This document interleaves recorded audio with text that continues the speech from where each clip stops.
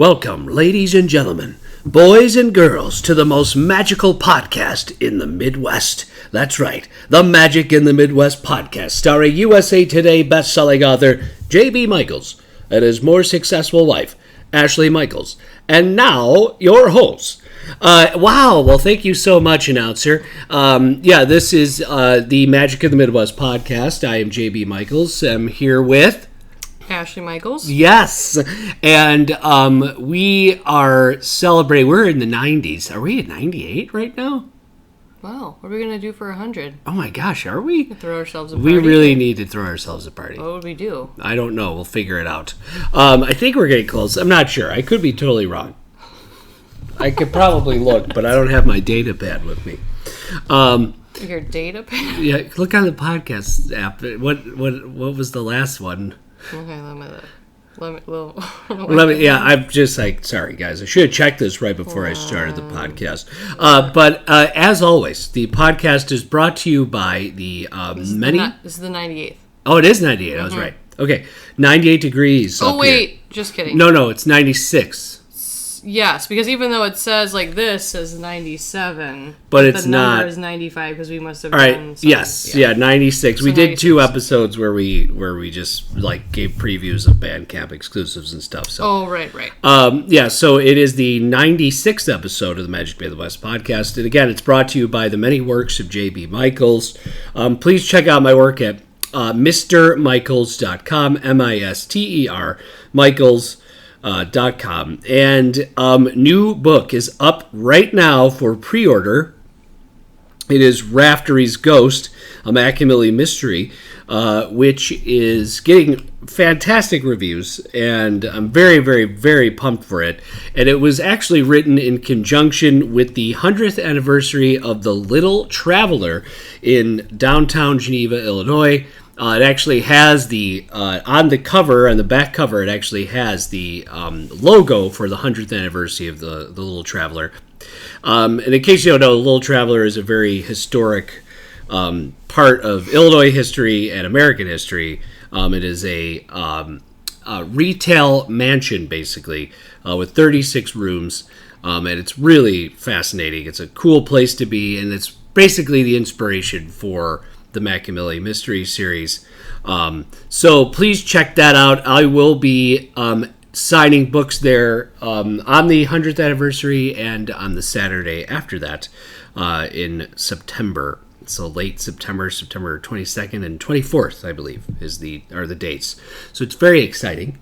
And from what, like I said before, the reviews for this one people are just really enthusiastic about it. It's a very fun read, so lots of twists and turns, and again, it takes place on one dark and stormy night in the Little Traveler, or in the book it's called The Tiny Wanderer. Please check out the books. There's lots of other books. I'm currently also in the process of revamping the covers for the Chronicles of the Order series, starring Bud Hutchins, the crazy Bud Hutchins, Maeve, and Ivy. So please, I'm going to start pushing that a little bit. I still have a couple more covers to go, but they're really, really cool. I'm very excited about those. I'll be uploading those to the site. I think some of them are already uploaded. But you can obviously look on Amazon as well. And then of course the podcast, you guys, is a place where we try to be positive and be a fun diversion for people either on their way to work or at home or whatever they're doing. We meet a lot of great people through the podcast, and a person we think that you guys should get to know is Emily. So yes, Emily over at Magical Mouse Travel. We met her through the podcast. She's become a great friend of ours, and she's also a vacation planner, and she specializes in Disney and Universal, but she can actually book all travel for you, including cruises and all-inclusive resorts. And she can help you with all the things. She goes to Disney often and Universal, so she knows she's up on the latest. But she will monitor for savings for you. She can arrange airport transfers, and she also creates a customized itinerary for you and your family, which is awesome. She'll also send you like packing tips and all these great tips and tricks that you can take with you on your vacation. And of course, this comes at no cost. Did I already say that? If I did, I'm saying it again. It's important. So if you would like a free, no obligation quote, you can email her at emily@magicalmousetravel.com. Yes. So Emily at Magical Mouse Travel, and she was just she was in Disneyland, and then she was just at the Caribbean Beach. Mm-hmm. So she's like, she goes off at you guys, and she backs up what she says because she knows she's there, boots on the ground, type of thing. Yes. She, I feel like you get a tremendous amount of value. Mm-hmm. Because totally. You're not really doing anything. You're just calling Emily and talking to her. You're getting a tremendous amount of value for booking a trip. Yeah, I mean, I don't know, like no extra cost. So it's sort of like no-brainer. It's a no-brainer, especially... She's just lovely, too. She's very easy to work with. She's just super nice person and very knowledgeable. So it's a great resource, one that you should definitely take advantage of. Yes, and she's very responsive, and, she really cares about her clients, and she, is on top of stuff, so. Yeah. If you do reach out, though, let her know that you heard about her through Magic in the Midwest podcast. Yeah. That would be good. All right, so Ash and I today are, going to talk about a topic that we experienced, like something that we experienced. Well, we're going to talk about two things. We're going to talk about the experience element of our night in Epcot, but we're also going to talk about Remy's Ratatouille Adventure, which we had never been on. Mm-hmm. But I feel like it's an interesting thing that's happening, and I feel like a lot of chatter on the internet and on Facebook groups and things like that is how the experience has shifted, with the advent of Genie Plus and, the constant sort of reservation systems with the new rides and the virtual queues and the individual lightning lanes and all of that stuff. And I think the biggest impact that, on our day that we felt as far as like kind of taking us out of our norm, and that wasn't necessarily a good thing. And it was, listen, full disclosure, this was our choice. Okay, so this is our choice. This really isn't, this isn't Disney's fault, and it's not, this is all our responsibility, but this is something we experienced. Okay, so we had some issues with Genie Plus earlier in the day at Epcot. Mm-hmm. This is the only reason why I'm talking about this, is because it gives you some context for what's about to follow. We've already talked about this in the past, but we had some issues where we lost a Genie Plus reservation because Test Track went down, and we never got our pass back. So it just kind of disappeared, and then there was supposed to be an all experiences Genie Plus reservation that we should have gotten that we never did. So there were some issues with the infrastructure. So we did wind up getting, right before this, I got us a virtual queue right at the 1 o'clock mark for Guardians, which wouldn't report to until like 7:45. No, something like that. Yeah. Something like that, or 7:35. And then we also, because of what happened, they allowed us to get any, lightning lane we wanted, and we chose Remy's because we had never been on Remy's. And that was for like 6 o'clock or something. So, from 6 to 7 or whatever it was. So, okay.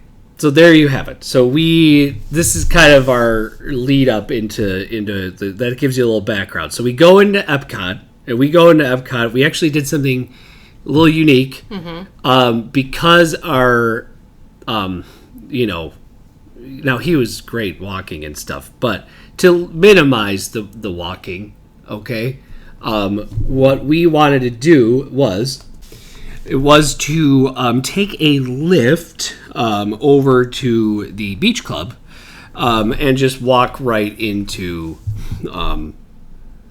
Epcot from the International Gateway, which is of course very, very close to Remy's Ratatouille Adventure and the new French expansion, which is right next to the waterway, between the boardwalk area and World Showcase Lagoon.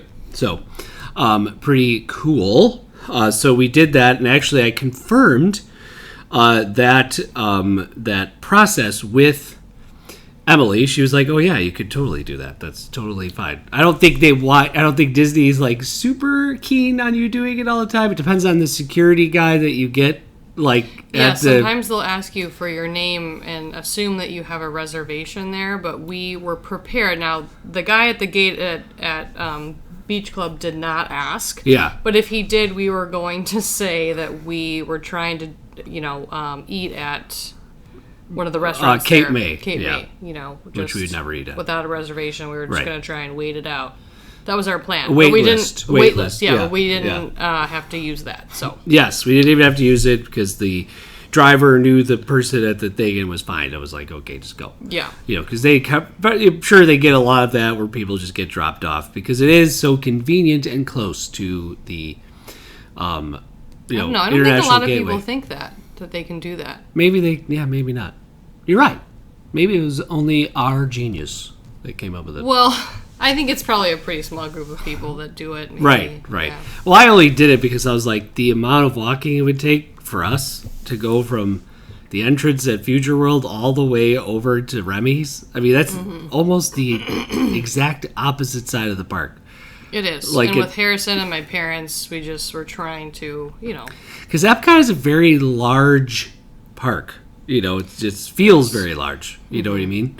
So it would have been a hike, and I just felt like if we could save time and energy and kind of reserve that time and energy, we could just go right to Remy's and be done with it. So. Well, and a quick side note, it was kind of fun to go over there because the last time we went with my parents, we stayed at the boardwalk, yes, the same area yes. over there. So it was fun to go over there and, again, reiterates how a trip can feel very different depending on where on property you're staying. Yeah. So not only did we switch from Wilderness Lodge to Grand Floridian, which felt very different but still very Magic Kingdom area. Yeah. Then yeah. to go over here, I mean, it's just a different vibe, which was fun to do. Yeah. I mean, it's still so beautiful. And right away, they were talking about the last trip when we went over there. Right.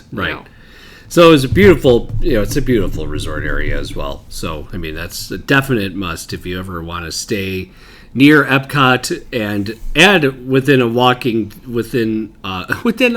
distance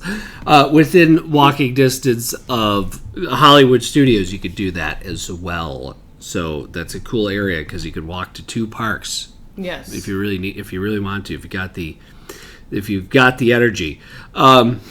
Which we do. So, but yes. So we decided to do that, and then we just, we walked over to the International Gateway, and then we, had our Remy's, Genie Plus Lightning Lane reservation. So we went, and I, what did you think of the new French expansion?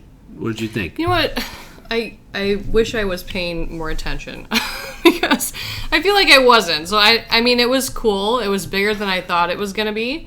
But when we walked in, it was really hot and really crowded over there. And so I feel like we were just sort of focused on getting to the line. Honestly, I just didn't really look around that much. I feel bad for saying that, but I didn't. Okay. So, and this what we're talking. This is why we were talking. This is the topic. Part of the topic. There's two. We'll talk about Remy's too, but that is exactly what I mean. Like, yeah. Also, now this is not a knock. This is not a knock on our, your parents or anything. But you also, as sort of like me and Ash, sort of feel like the hosts. Yeah. Like when we take because we've someone, been there super often, and we're also trying to look out for, my parents are in their 60s, and so we're trying to accommodate and make things as easy on them as possible, which at Disney can be a challenge sometimes. Right. So yes, we're I feel like when they're there or when we take someone their age or something, we're thinking about, we're not really taking everything in. We're kind of trying to just like navigate and be like, all right, what's the quickest point between here and here? Right. Or like, can we walk through a store with air conditioning and also create a shorter point from here to here? Like, if you asked me what else was over there in that area, I wouldn't be able to tell you. Yeah. Okay. And I think that is, it's a little bit that we were hosts and we wanted to get them, but it was also a little bit like of the the area was super crowded. It was. Like it felt chaotic. It did. It felt, there were people, I'm not kidding, sitting everywhere in France, like on things that you shouldn't even be sitting on. Mm-hmm. Like tiny little ledges next to a wrought iron fence, their ass was on it. You know what I mean? Yeah. Like there were people everywhere. There were. So I think it was a combination of all the things. Part of that, though, is just the current state of Future World. The fact that Remy's is new, the expansion is new, so a lot of people want to be over there. That's just the nature of new things at Disney. Yes. And it was just the hottest point of the day, pretty much. The sun was like right there at your eye level. And so I don't really have any idea what else is over there. Well, see, and that's a problem. You pay all this money, and Disney spends a lot of time creating the detailed, beautiful environments which they did do again over here in the France expansion.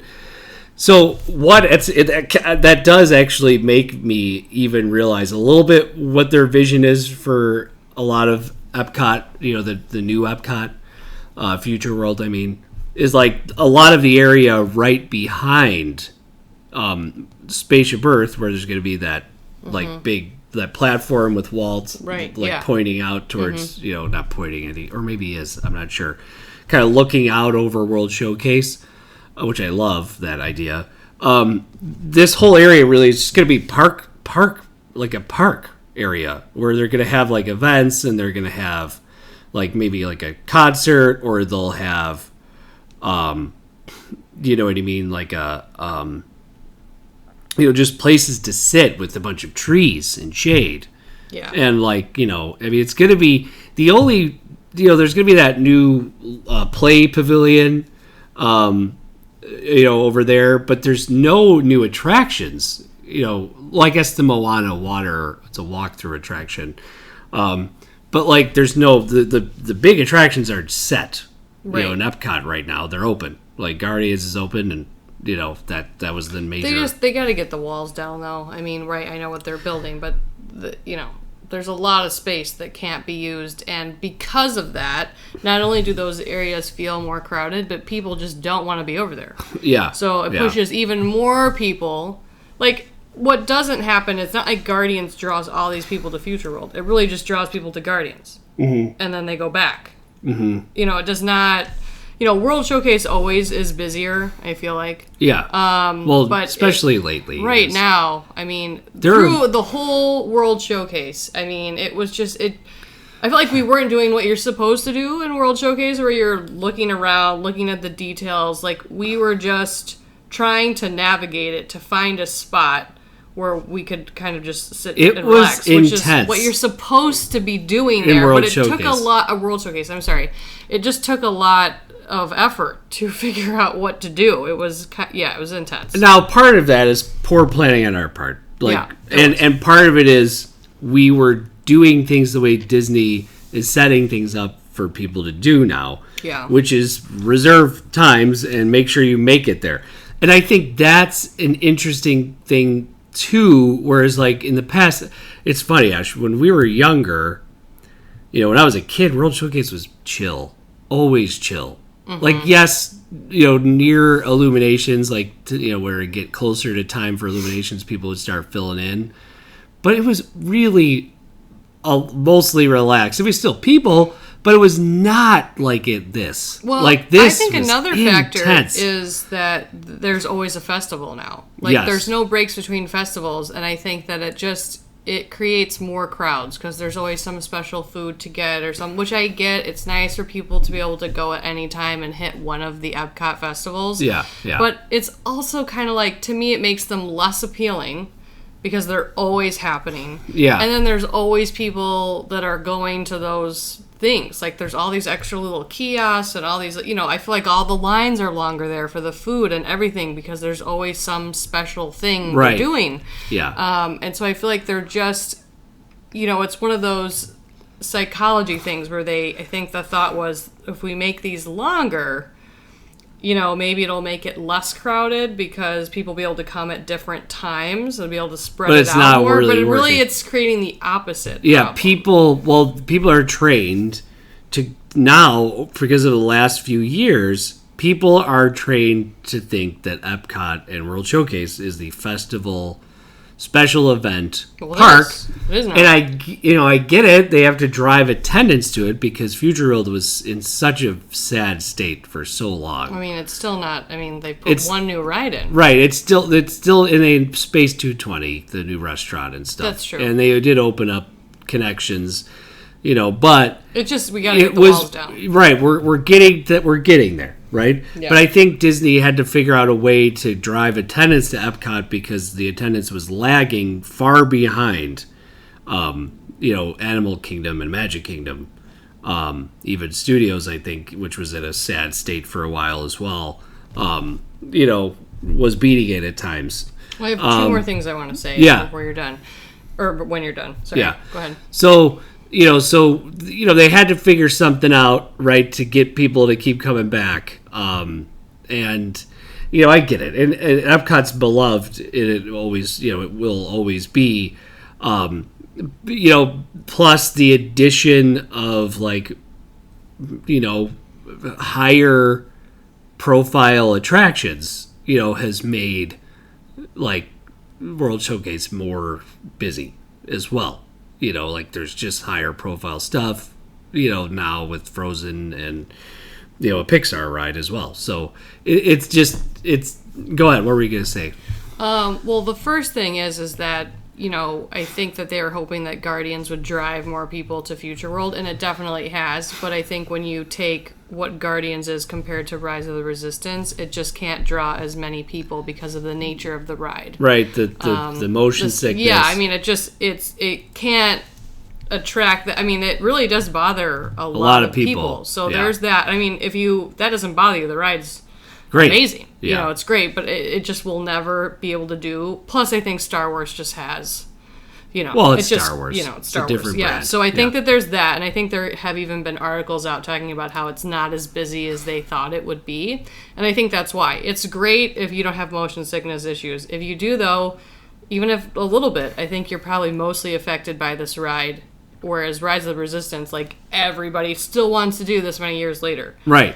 Huge crowds. It's hard to, even still get a virtual queue or lightning lane for it now. Yeah. I'm sorry. So anyway, so there's that. The other thing I wanted to talk about was sort of what you touched on earlier, is that Genie Plus, I feel like, sort of changes your way of, like, you're kind of focused more on just going from attraction to attraction because you're just trying to get as many reservations as you can, and sometimes you stack them so they overlap. So I think it sort of pushes you to not really stop and look around, which, if you think about it, the park where that's going to change what you're supposed to be doing the most is Epcot. Yeah. The other, Magic Kingdom, you can easily fly around, and you're not really, not saying you're not missing much, but there's so many attractions. That's sort of the main point. Same thing with Hollywood Studios. That's what you do there, the attraction. Whereas World Showcase is supposed to be food and culture and like stopping history and going into the shops and sort of. Nonfiction. And so, now you have Remy's, which is a huge, a lot of people want to get on Remy's, and then still Frozen is still a big deal. I think it's only a matter of time until they change Grand Fiesta Tour to Coco. Coco, yeah. Which is great.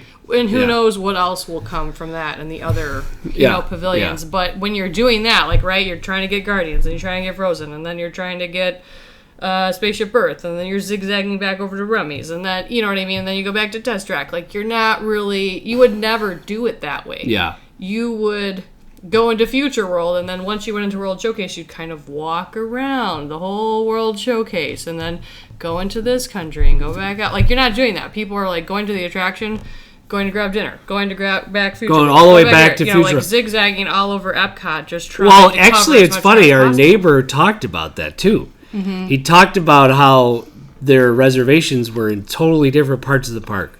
Yeah. So they were walking Epcot and you're gonna feel back that. And forth. You're going to feel that at Epcot Future and Animal World, Kingdom the most. Yes, Future World and World Showcase, going back and forth. A lot of ground to cover. And I think the original intent of Epcot was you spend time in Future World and then you spend time in World Showcase. Well, and we've talked about that. Usually we would do a morning in That's Future what we World. do. And we would go back and yeah. just walk through. We start in Mexico. That's what we like to do. Yeah.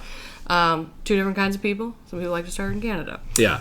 And then walk through, and you just sort of, like, just take it easy. Grab a drink, go into the store, maybe get on one of those rides, go back out. Like, just walk around. Like we've talked about before, I shopped for magnets or, like, to try and get a magnet from each, country. It was great. Mm-hmm. Like, I really enjoyed that. And there's so much in each country, and we all tend to, and we've talked about this at length before, geared, like, we have some pavilions we really like to spend more time in or whatever it is. There's always something you can discover. Like, China alone, or one of them, has, like, 4 restaurants. Japan. Yeah. And so, there's so much you can do there every single time and just spend days. Well, which is why I said so. But we didn't do that. We did, and this was part of it. Was it felt nuts in there? Okay, it did. It just did. All right, This is how it felt. It felt crowded and chaotic, and we were playing the reservation game and trying to get to. So we had our Remy's, and then after Remy's, it was almost time for us. We had like a little bit of a window. We were like, we'll try and get some food after that, like a snack or something. But like you said, Ash, it felt like everywhere we turned, there was a long line in front of every food location. I got the last pretzel in Germany. Yes. And there was a huge line behind me. And the guy in front of me actually was going to buy 2 and he saw that I was waiting with Harrison and offered, to let not me have. Yeah, that was nice of him. It was. Yeah. So there is still kindness in the world. Mm-hmm. But yeah, so it was, I'll be honest, that was the first time I felt that way in World Showcase. Ever. Yeah, because normally, at least inside, like when you get like into the interior part, not like necessarily inside the shops, but inside like a pavilion. You feel better because it's not as crazy. It's not as crowded as like the walkway. The walkway is usually pretty crowded, honestly. Yeah. But I mean, every single line for every single cart, every single shop, it was just jammed. And like you said, it felt chaotic. It just did. Yeah. And then there is, like you said, Ash, with Genie Plus, and I think this is because it's the first time we've used it, and we wanted to test it for you for the podcast, really, as well, and for ourselves since we did buy it, which now you can't do in advance. But I think we did sort of like want to test that out, and it did wind up working really well, which we talked about in the past. But at what cost? Mm-hmm. You know what I mean? Because I feel like it does, in a way, make you feel like you're whirlwinding every time you're in the park. Like Tasmanian Devil, like spinning, and you're going. And I feel like especially in World Showcase, that kind of takes away from the point. I think they're the most. I think when you're in Magic Kingdom, still though, with Mom and Dad, we were thinking about zigzagging around even Magic Kingdom because we were, normally we would sort of group our attractions together, have a fast pass in there for some of them. Right. And just sort of stay like, like we didn't really spend any time in Future World at Tomorrowland. all. Or Tomorrowland. Tomorrowland. Keep it track. Yeah. So it was definitely, I've lost it. It was definitely a different trip. And like, you said, I think that there are pros and cons to it, definitely. I also think that we tended to focus more on Magic Kingdom because of where we were staying. We kind of do that. When we were with my parents before at Boardwalk, we walked into Epcot a lot, like into the World Showcase. I would say 3 or 4, maybe 3 of the nights we ended up, because we had park hoppers, we spent a lot of time in World Showcase, and we just didn't really do that this time. Yeah. So part of it was planning, the fact that we had just that one night there, and we were, by the time you and I got off of Guardians, because we left them to hang out, we went on Guardians and came back, it was like the night was almost over. Yeah. And they were... Yes. It was like we didn't really do anything in World Showcase. No, it just felt like I really, really miss World Showcase, which is why when we go again, I said to Ash, I was like, we need to do like the World Showcase like Explorers thing. We got to just spend time with Harrison's old enough now. I think he'd really get into the history and learning about the cultures. And we switched our... reservation to Boardwalk, which will be great. Yes, to be able to walk into and just not go nuts and really try to, enjoy the awesomeness that is World Showcase. So I think it was, and that's just something that when you go get next, and if you do the whole Genie Plus thing, it's great. If you don't want lines, it is really great. But it also has this element to it where it's like, okay, now we got to make our next thing. Like, we paid for it, so we want to get as many as we can. Right. And if they're all over the park, they're all over the park. We got our virtual queue. So what wound up happening, like you said, Ash, we went to Guardians, we came back, and then it was basically the day was over. You and I went and split off, right, from your parents. I want to tell the funny story real quick. Oh, yeah, no, you got to tell them. So, and I think it plays into what we're saying, though. So they were, I think they went into one of the pavilions and got some sort of cheese, caramel, popcorn, or something. Oh, my gosh. My parents, we love to eat. That's what we like to do. Yeah. And especially better if it's crap, so it's not good for you. So they did that, and we were not gone that long. But when we started walking back towards them, we figured they're somewhere in World Showcase, right? Yeah. Because that's where we left them. Yes. And to give them credit, they followed, Jim really navigates more than me, but they sort of follow us around, and it's a break for them. So they're not, they're not like, I'm not trying to say they're like idiots and they couldn't figure out where they are, but they don't really have to pay attention, and that's nice for them. So when we leave them on their own, we'll kind of give them a few places where they can go and that type of thing. Yeah. So we figured they were in one of the countries. So I call. Yeah. And my mother tells me that they're in Germany. So we are like booking it. We decide we want to grab a margarita for everyone. So because that line was super long. Yes. You waited in the line at Mexico because that's the way we went. And then I walked all the way to Germany. And I was like, all right, I'll call when I get over there. They're telling me they're close to the water. And so I was like, okay. So I get over there and I'm looking by the water. I'm like, I don't see them. So I call and... they're trying to tell me where they are. And then I find out the reason they think they're in Germany is because Harrison said that they were in Germany. And right then I was like, well, he's 7, so he probably doesn't know exactly where they are. Oh my God. And we found out that they weren't in the World Showcase. Well, they were right on the edge of World Showcase, right? Where Future World, you go down that straight and narrow path, and you're walking towards World Showcase, where you can either decide to go to the left or the right. And there's like that little shop. There's like there's like a shop and an espresso little cart over there. Yeah. And it's like right before you start walking into Mexico. So we actually, I walked more than halfway around the World Showcase find out that they were in front of this shop that Harrison claimed was a German shop. So they must be in Germany. But I think the reason I think it's actually the funniest is because I think it was a natural progression for them to try and get out of World Showcase because it was so crowded. Yes. So they finally just kept walking to the right. Yeah. And we're like, oh, it's better over here because they were finally out of World Showcase. Right.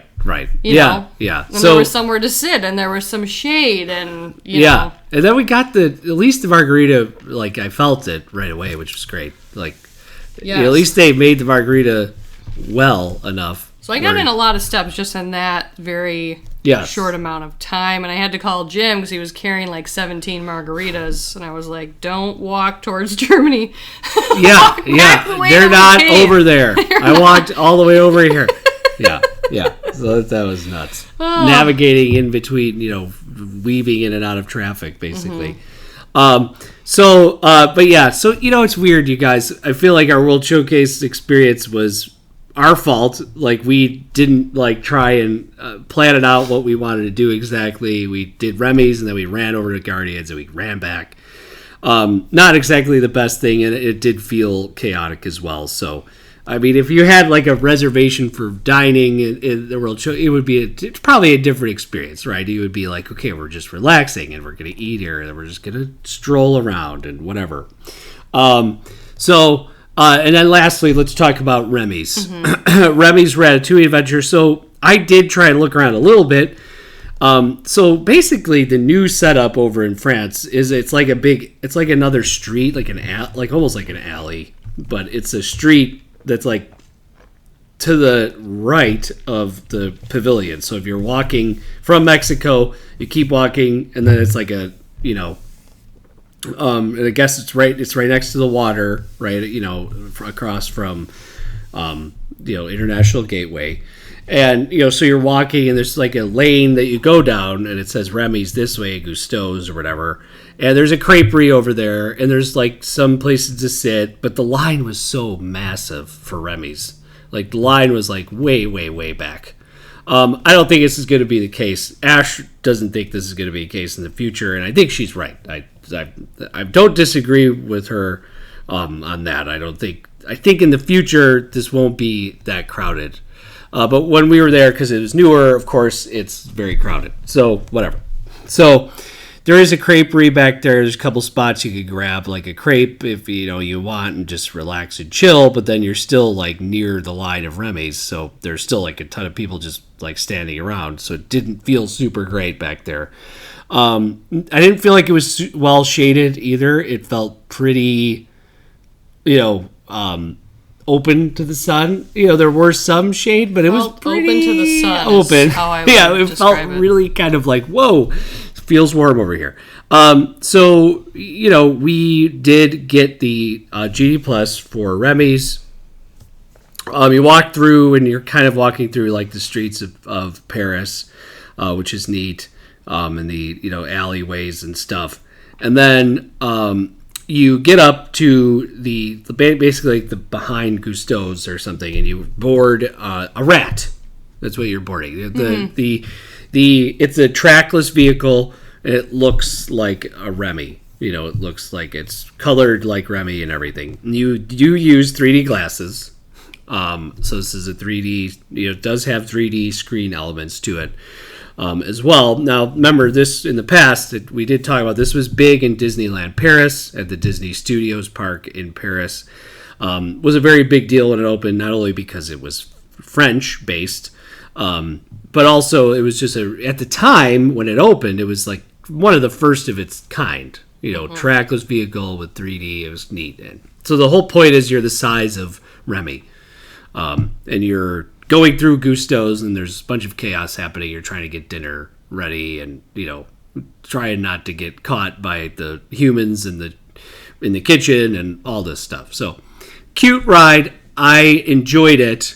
I'd give it a solid B. It was I liked it. I thought it was very fun. I like the whole concept, though. I think for me, it's the Taylors, the tiny little.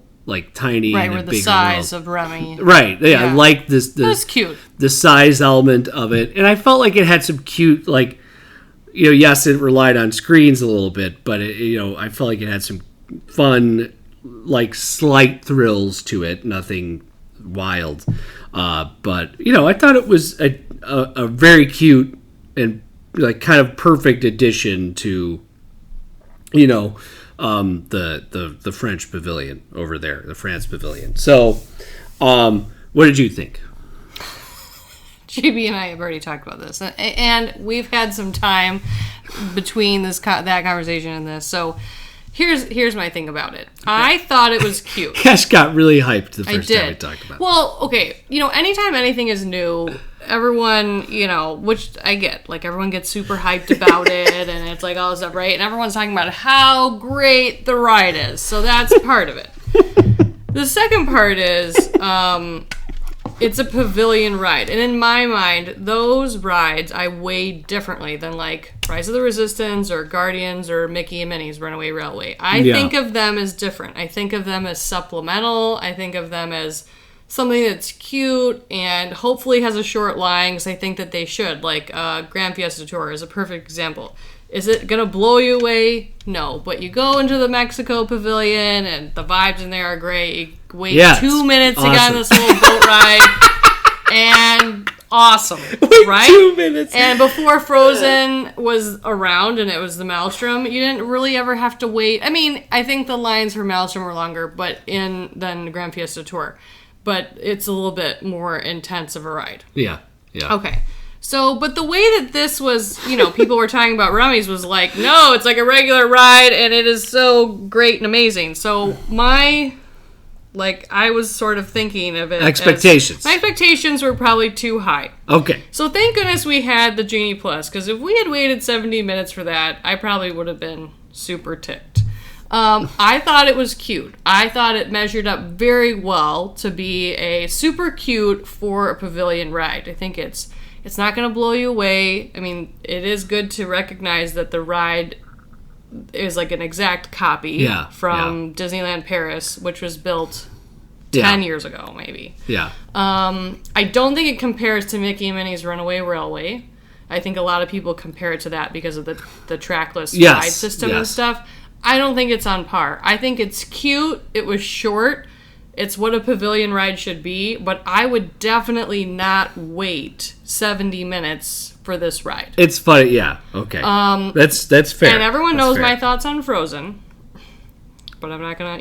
I've given into the fact Ash likes Frozen better. That we are going to turn Epcot into the next Magic Kingdom when it comes to the pavilion rides. Now, I'm waiting for Grand Fiesta Tour to turn into Coco.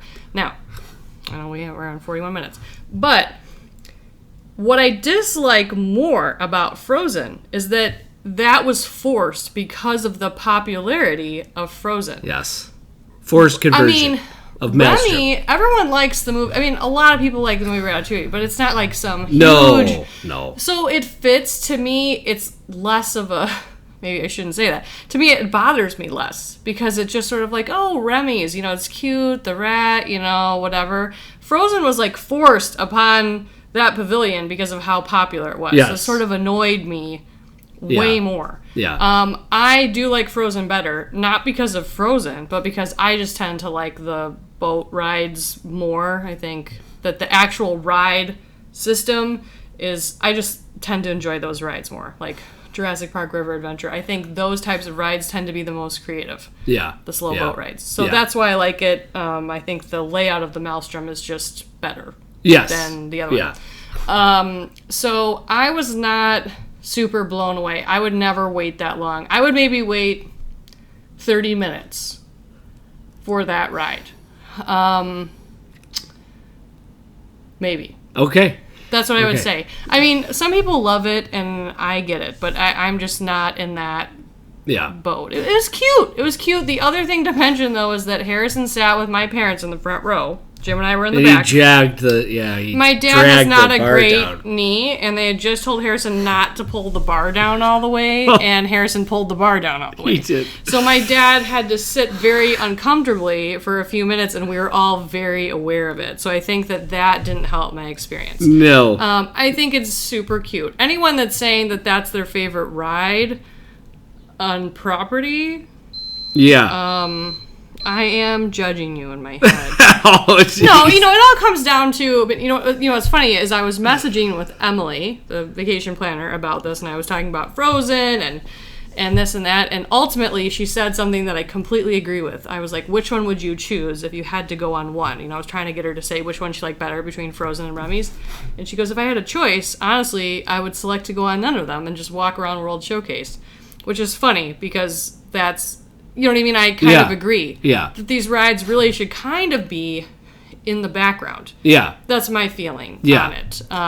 But I wonder what will happen. I wonder if Grand Fiesta Tour will ever turn into Coco, and if the other pavilions will maybe have something. Well, by the so, yes. I mean, I'm not boycotting the rides. It's not like, oh, I'm never going on Right. World Show. I mean, Right. I like Frozen. I just think that Frozen 2, I don't want... To me, the whole idea is that you're not waiting 75 minutes for the ride. To me, that's the point of those rides. Right. So it's I enjoyed it more so than Ash, but I think you're right, Ash. Is that would I wait that long? No, I wouldn't wait that long. Yeah, if we had a Genie Plus or it was like 25 minutes, I would wait for it. Right. And I think it's interesting too. Is that it's weird to me. I feel like the DNA of Remy's is like in between Spider-Man and Mickey and Minnie's. Like it's the in between attraction. Not on that tier, but yes. Well, no, I'm not saying like they're comparative. I'm saying the type of ride. Yeah, because it's like Mickey and Minnie's trackless, but then there's still some there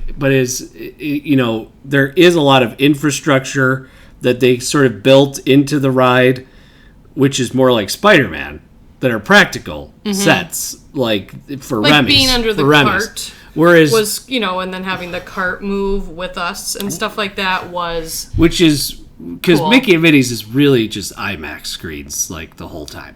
I mean, honestly, mostly. I know we give some rides a hard time about that. I think it's fine to do for some rides, and I think it works really well. You're in a cartoon all around. Yeah. And they do those few little things where you go into your own pod, and then it looks like you're going down the waterfall, which I think is really cool. Yeah. In Remy's, I was much more aware of the ground. Not that I have to have screens all around me all the time, but I just felt like... You were taken out of it. Which I think is fine. It's okay to have rides like that. Like, you don't have to be blown Immersed. away by, like, screens 360 and all this stuff all the time. Yeah. But I think that suits because of the kind of ride it is. Okay. Yeah, Ash and was I would a lot agree tougher. that the Maelstrom layout, whether it's Frozen or Maelstrom, is more engaging and consistent than that one. Yeah. But that's just my personal... preference. Okay. So what would you give Remy's? If I'm treating it like a pavilion ride, I would give it a B. Okay, a B. Maybe even a B plus. I think it's good. Yeah, an 8. I think it's good for that. And listen, I don't judge people that are, if you want to wait 5 hours for the ride, go ahead. Yeah. And I get that if you want to wait the time because you've never been on it and whatever. Right. Me personally, 70 minutes after being on it, no. Yeah. Unless Harrison really wanted to. Okay. And then I'd have to have a margarita. So yeah, guys, that was our like kind of wonky experience in World Showcase, and the only very small amount of time we even spent in World Showcase. But we didn't even talk about like the snacks. Like I grabbed like slushies and a pretzel from one pavilion. You grabbed pretzel from another pavilion. And we met up later, and it was just wild. It was just really wild. But luckily the margarita was great, and it helped. It did help at the end of the day. It always helps. It does. It always does. The margarita knows. But yes. The machine knows. All right, so that about wrap up the 96th episode of the Magic in the Midwest podcast, ladies and gentlemen. Please reach out to us at Magic in the Midwest podcast at gmail.com or on Instagram or, I think only Instagram. Maybe Facebook. I don't know. I don't even know if that's maybe active. Facebook. Not sure. Maybe search for it and see if it comes Maybe just reach out some way.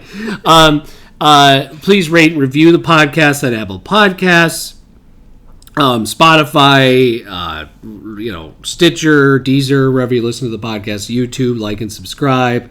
But thank you guys so much for listening. We really enjoy doing the show. And, anything else to add real quick? No. Emily at Magical Mouse Travel, if you want to, book a vacation because you just had a great experience listening to us. And you want to go on Remy's. Yeah. Yeah, you want to go on Remy's Ratatouille Adventure. Wait 90 minutes. Book with him. Book it. Yes. Book it. Yes. So, all right, ladies and gentlemen, from the Midwest. See you later.